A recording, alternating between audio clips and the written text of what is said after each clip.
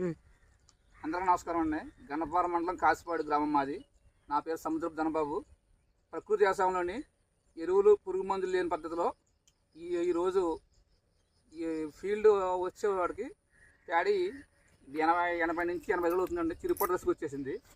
దానికి urea potash లేకుండా మాకు ఇప్పుడు కొత్తగా వచ్చిన పద్ధతి నూకలో వేపిండి, దీని సహాయంతో పొడ తెగులుగా మన ముడత కానీ దోమ నివారించడానికి ఈ నూకలు వచ్చి చేను గ్రోత్ రావడానికి అని చెప్పేసి ఈ రెండు ప్లాన్ చేసి మా యొక్క ఓన్ ఫీల్డ్కి జాడ దొరుకుతుందండి. దీనికి హాజరైన వారు ఎంఎంఎన్ఎఫ్ ప్రసన్న కుమార్ గారు, మా రైతులు సాయి గారండి, త్రిమూర్తి గారు, అలాగే రమాదేవి గారండి. ధన్యవాదాలు. అందరికీ నమస్కారం అండి. గన్నవరం మండలం కాసిపాడు గ్రామం మాది. నా పేరు సముద్రపు ధనబాబు.